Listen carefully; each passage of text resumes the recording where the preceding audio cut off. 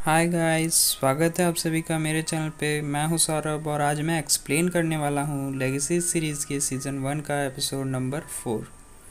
But उससे पहले आप सभी से रिक्वेस्ट है कि अगर आप मेरे चैनल पर नए हो तो सब्सक्राइब कर लेना और बेल आइकन पर क्लिक कर देना और वीडियो को पूरा देखना ताकि आपको स्टोरी अच्छे से समझ में आए। तो अब शुरू करते हैं।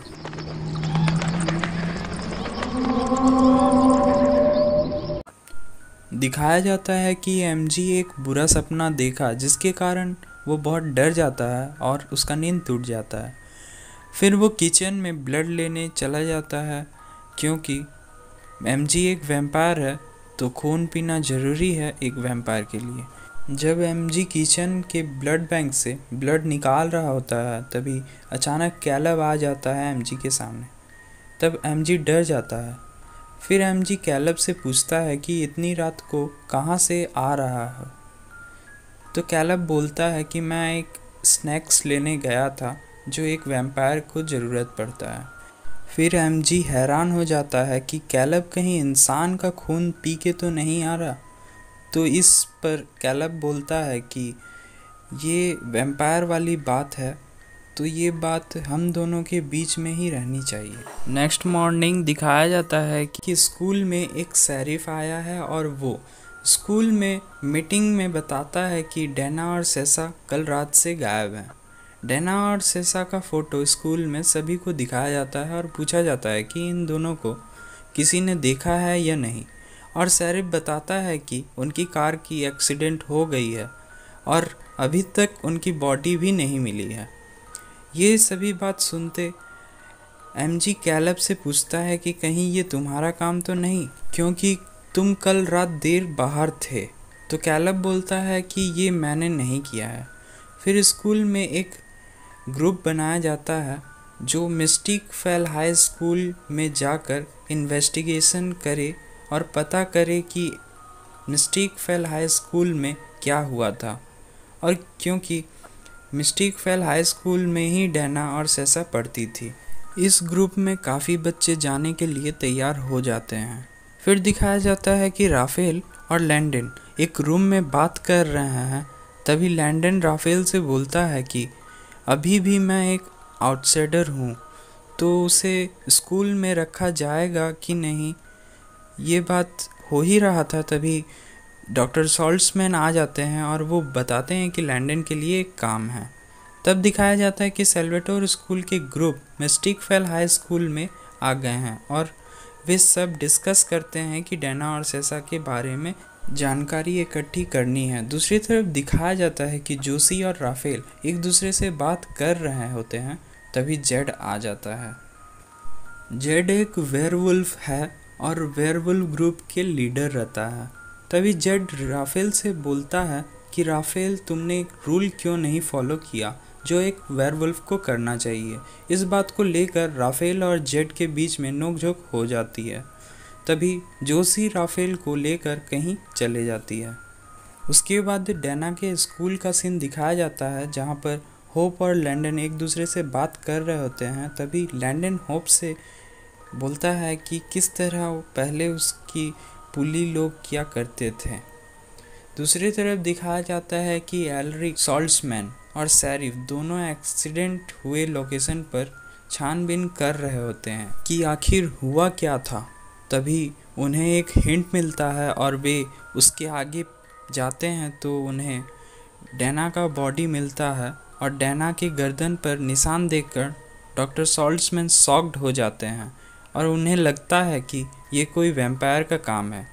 तभी डॉक्टर सॉल्ट्समैन यानी एलरिक सॉल्ट्समैन एमजी को कॉल करते हैं और जानने का कोशिश करते हैं कि ये कोई उन्हीं के स्कूल के स्टूडेंट ने किया है या नहीं।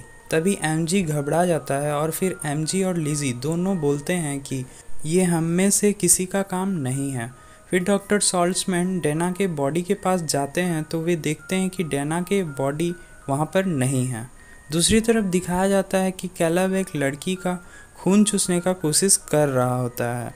तभी लिजी और एमजी पहुंच जाते हैं। तभी कैलब उस लड़की का याददाश्त भुलाकर लड़की को भेज देता है। तभी लैंडन और होप भी आ जाते हैं और फिर कैलब अपने वैम्पायर्स के पावर्स की मदद से भागने लगता है, तभी लिज़ी अपने पावर से उसे रोक लेती है। फिर वे सभी ये सब देखकर कैलब पर शक करने लगते हैं और बोलते हैं कि डैना के साथ ये सब कैलब ने ही तो नहीं किया है। तब कैलब बोलता है कि नहीं, ये सब मैंने नहीं किया है। तभी होप पूछती है, तो इतना यकीन के साथ तुम कैसे बोल सकती हो? तभी कैलब बोलता है कि डैना तो जंगल से आ रही है। और सच में डैना जंगल से बाहर निकलकर आ रही थी। तभी डैना को जिंदा देखकर वे सभी शॉक्ड हो जाते हैं, क्योंकि वे सभी सोच रहे थे कि डैना मर गई है। फिर सेल्वाटोर स्कूल का सीन दिखाया जाता है, जहाँ पर जेड और राफेल के बीच में फिर से लड़ाई हो रहा है। तभी जोशी आ जाती है और वो हैरान हो जाती है कि वे अपने ही वेयरवुल्फ के ग्रुप में लड़ाई कर रहे हैं। फिर जोशी अपने मैजिक के द्वारा जेड और उसके दोस्तों को वहाँ से जाने पर मजबूर कर देती है और राफेल को बचा लेती है।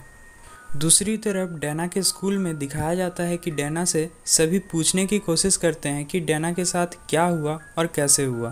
तो इस बात पर डैना बताती है कि मुझे नहीं पता कि ये सब कैसे हुआ और इसका रीज़न भी नहीं जान पाई कि ऐसा क्यों हुआ। तभी डैना अचानक से खून की उल्टियाँ करने लगती है और उल्टियाँ करते करते उन सभी के सामने डैना मर जाती है। फिर दिखाया जाता है कि जंगल के बीच में बने एक कॉटेज में राफेल गुस्सा में आता है और सामान फेंकने तोड़ने लगता है। तभी राफेल का पीछा करके जोशी भी वहां आ जाती है और तभी राफेल जोशी से बोलता है कि तुम यहाँ से चले जाओ, क्योंकि राफेल सोच रहा था कि जोशी डर जाएगी। तब जोशी राफेल को शांत करवाती है। तभी ये सब होते राफेल का नज़र अचानक घना वेब पर पड़ता है और फिर राफेल जोशी को दिखाते हुए बोलता है कि यहाँ पर काफ़ी घना और बड़ा वेब है। फिर वे वेब के नज़दीक जाते हैं, तब उन्हें सैसा का बॉडी मिलता है जो वेब में बुरी तरह फंसी हुई है और बेहोश है। दूसरी तरफ डैना के स्कूल का सीन दिखाया जाता है, जहाँ पर लैंडन वॉशरूम से जा रहा होता है। तभी कॉर्नर आ जाता है और लैंडन को ऐसा लगता है कि कॉर्नर उसका बुली करने के लिए आया है। तभी लैंडन गुस्सा से कॉर्नर के फेस में एक पंच मारता है, जिससे कॉर्नर का स्किन लैंडन के हाथ में चपक जाता है। तभी लैंडन घबरा कर वहाँ से भाग जाता है। तब लैंडन कॉर्नर का स्किन दिखाते हुए अपने फ्रेंड्स को बताता है कि ये सारा फसाद का जड़ एक स्पाइडर है जो कॉर्नर के अंदर है। फिर अचानक जंगल में बने कॉटेज का सीन दिखाया जाता है, जहाँ पर कॉर्नर आ गया है और उसके अंदर से एक बड़ा मकड़ी निकल रहा है और वो मकड़ी राफेल और जोशी पर अटैक कर देता है। फिर सेल्वाटोर स्कूल के ग्रुप जो डैना के स्कूल गए हुए थे, वो उस कॉटेज में पहुंच जाते हैं और उस मकड़ी से बचाकर सैसा को कॉटेज के बाहर ले जाते हैं। और फिर होप, जोशी और लिज़ी तीनों अपने मैजिक परफॉर्म करके मकड़ी को मार देते हैं। तब एमजी सैसा का याददाश्त भुला देता है, जो भी सैसा के साथ हादसा हुआ था, जिससे वे सभी दुनिया वालों की नज़र से दूर रह सके। दूसरी तरफ दिखाया जाता है, जहाँ पर राफेल दोबारा अपने वेयरवुल्फ ग्रुप में मिलने जाता है और तभी जेड क्वेश्चन पूछता है कि राफेल, तुम वेयरवुल्फ कैसे बने? तब राफेल बताता है कि आखिर में वो वेयरवुल्फ कैसे बना। फिर दिखाया जाता है कि शरीफ और डॉक्टर सॉल्ट्समैन कैलब से बोलते हैं कि भले ही डैना को किसी मकड़ी ने मारा है, मगर डैना के गले में लगे निशान वैम्पायर का था। तभी कैलब को लगता है कि उसका वांडा फूट चुका है और वो पकड़ा गया है। तभी कैलब शरीफ पर अटैक करने वाला होता ही है। तभी डॉक्टर सॉल्ट्समैन पीछे से कैलब को बेहोशी का इंजेक्शन देकर उसे बेहोश करके जेल में बंद कर देते हैं। दूसरी तरफ दिखाया जाता है कि प्रोफेसर डॉरिन जंगल में बने एक कॉटेज में हैं, जो सेल्वाटोर स्कूल से काफ़ी दूर है, और प्रोफेसर डॉक्टर सॉल्ट्समैन को कॉल करके बात कर रहे हैं। तभी वहाँ पर किसी अनजान व्यक्ति का एंट्री होता है और ये एपिसोड यहीं ख़त्म हो जाता है।